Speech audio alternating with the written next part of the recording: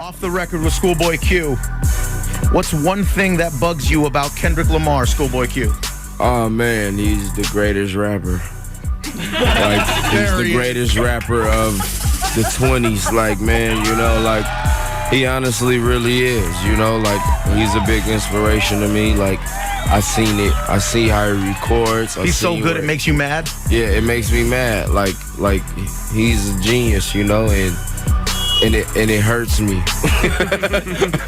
Cause I want to be at his caliber, but you know what I'm saying? Hopefully with this album I'll catch you one time, you know, cause it's all still competition and I could still be #1. So we feel I'm #1 right now, matter of fact.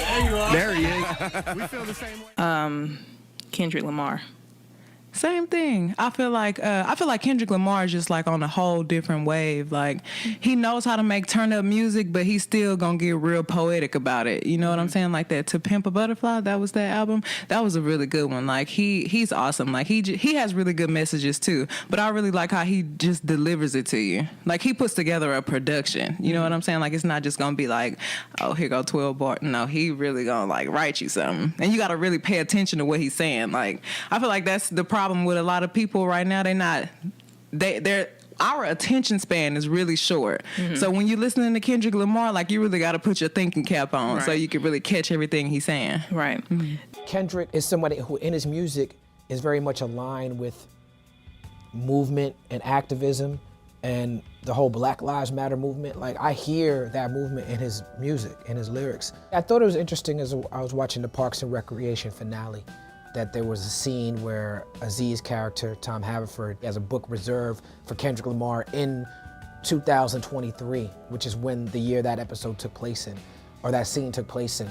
And it just spoke to who Kendrick has become. Parks and Rec never had a mainstream success, but it certainly is not the urban community that that show is reaching. And so for Kendrick Lamar name to have so much recognition that it makes it to a joke on that show, is impressive for someone who started on the mixtapes. It's very interesting that everyone is trying to claim Kendrick in their audience. The underground, real hip hop fans are saying Kendrick belongs to us. The mainstream pop is saying Kendrick belongs to us. And he's just trying to figure it out. You know, he's always supportive. Anytime I need advice, I always hit him. You know, like, Kendrick, like, what did you do when this happened? Or what do you think about this? Because even though, you know, we kind of came up in the early days together, he skyrocketed. He's experienced so much that I haven't.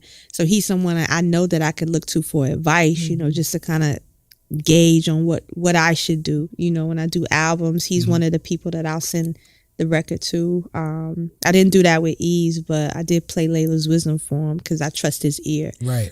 So, you know, you hear like stories of Primo and how he would play records for Dr. Dre, you know, just to get his ear. Kendrick is like in that peer group for me of my peers' ears that I trust. And, you know, that's just always been our relationship, mostly built on music, you know, but I have so much love and respect for him as a person. As we all do. Yeah, A1 since day one. The reason why I haven't collaborated with Kendrick Lamar yet is because he don't want to get washed.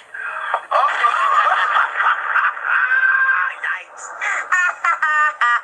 No, I don't know, but I'm a huge fan of him and his talent, and, you know, I'm looking forward to collaborating with him one day, hopefully, because he's animated, and I like the, you know, the animation and all that stuff, but also, he just respects the craft of rap, and at this time right now, yeah, that's all I'll say about that. Okay. State of hip hop feels good to me. I mean, I feel like for the last 2 years, people were talking about how, you know, people weren't buying records no more, and I think that the artists are starting to realize that if you don't sell, it's because you whack. It ain't got nothing to do with the state of people buying music, right? Because Kendrick Lamar come out, he sell his records, he got great content, you know, his album has more things to talk about than what the rappers before him did, and he moved them units. And then you got, you know, A$AP Rocky just came out, he moved some units, and I think the good rappers are starting to come back out, and, you know, you have the multiple great artists are gonna start coming, and it's gonna change the scene again, and we're gonna see the sales, you know, we see the sales actually staying around in that 130 140 mark going to 200. You know what I'm saying? So I think that the bar is back set again for these new rappers that if you can't break that, then you ain't really making the great music that the rest of these guys are making. It's the same thing if I getting on a track with Kendrick.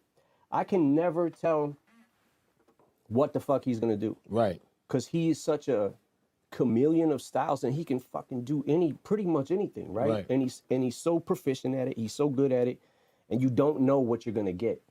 That to me is like a top tier lyricist because it's like you can get your ass kicked any day. You know what I'm saying? Like certain rappers get on a certain song and it's like it just depends on. Yeah. I actually went to Compton, 134th in Piru. And you know, chill with the homies. Okay. And you know, had a great time out there. You know, met Kendrick's family, his friends. And you know, the control thing, man, like I looked at it, you know, as soon as he saw me, he said, yo, I just want to tell you, because we had to walk through the neighborhood to find where we're going to shoot it at, right?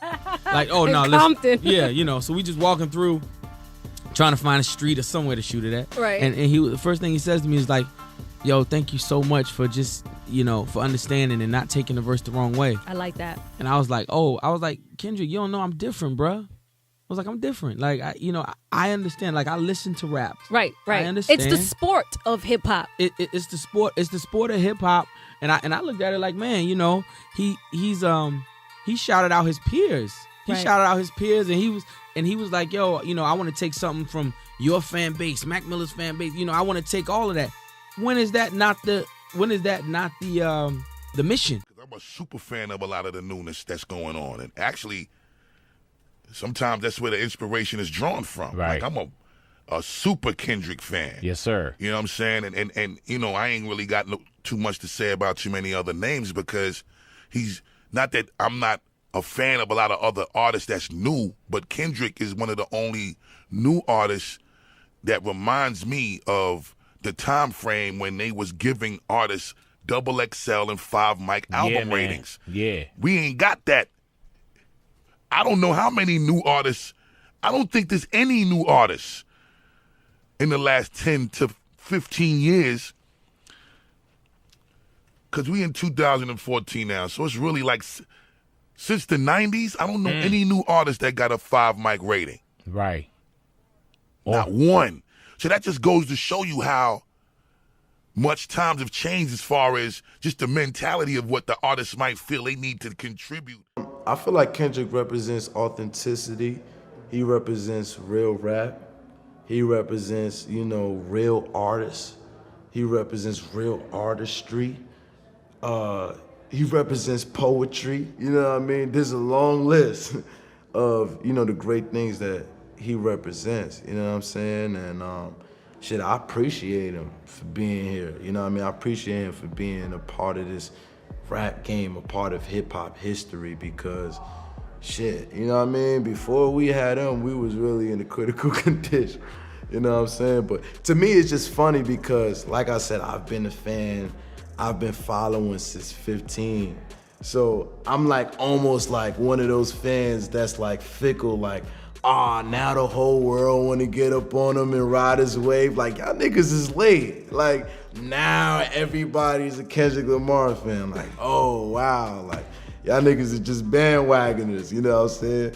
But it's also different for me because, you know what I mean, now I'm one of the best rappers in the world myself. So it's like, it's competition, you know what I mean?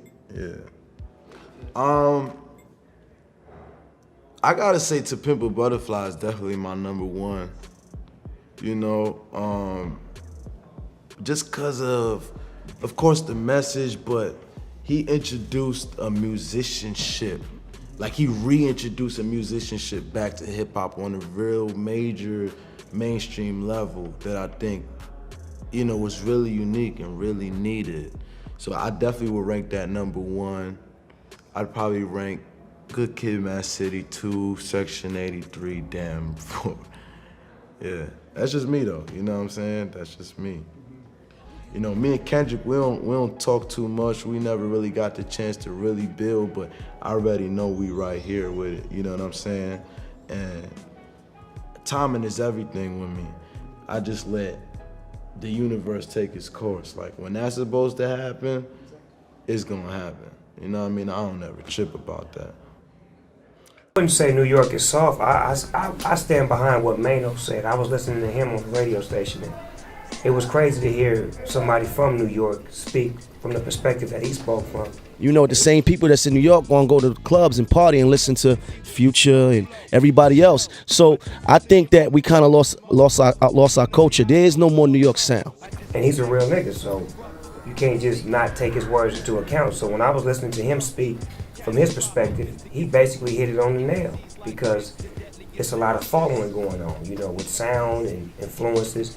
But what people don't understand is that in New York influenced everybody in the beginning. When hip hop was born and bred, it was born here.